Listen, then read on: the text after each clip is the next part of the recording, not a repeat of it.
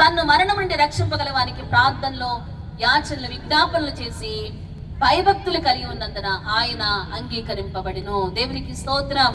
హల్లెలూయా.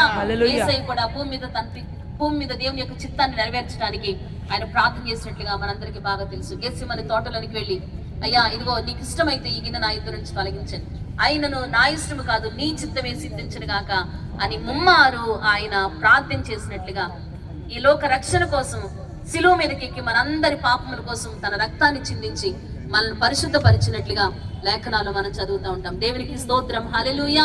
అందరూ సంతోషంగా బిగ్గరగా దేవునికి స్తోత్రం చెల్లిద్దాం. హల్లెలూయా.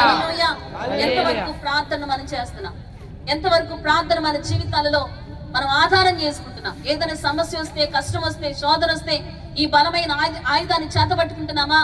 దేవుని సన్నిధిలోకి వెళ్ళి ప్రార్థన చేయగలుగుతున్నామా? ఆయన పాదాలు పట్టుకొని దేవుని సన్నిధిలో మరపెట్టగలుగుతున్నామా? అంగలార్చగలుగుతున్నామా లేదా అనేది మళ్ళీ మనం పరిశీలన చేసుకుంటూ మరలా చెప్తున్నాను.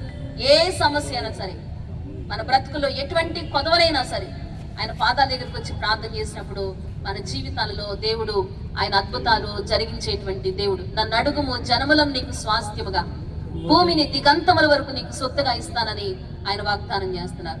నన్ను అడుగుము, నాకు మొరపెట్టుము, నేను నీకు ఉత్తరం ఇచ్చేదను, నీవు గ్రహింపలేని గొప్ప సంగతులను, గూఢమైన సంగతులను నేను నీకు తెలియజేస్తానని ఆయన వాగ్దానం చేస్తున్నారు. ఎంత గొప్ప దేవుని కలిగి ఉండి ఇంకా కన్నీటితో ఉన్నావా, వేదనతో ఉన్నావా, రోగంతో ఉన్నావా, సమాధానం లేక, నెమ్మది లేక కొట్టుమిట్టాడుతున్నావా? అయితే ఈ రోజు చేసే బలమైనటువంటి ప్రార్థన ద్వారా దేవుడు తన దూతలకు ఆజ్ఞాపించి అనేక అద్భుతాలు, ఆశ్చర్య కార్యాలు, సూచక్రియలు, మహత్కార్యాలు ఈ రాత్రి వేళ మన మధ్యలో దేవుడు జరిగించును గాక. దేవుడి మాటలు మన వినికిడిలో దీవించును గాక. ఆమేన్.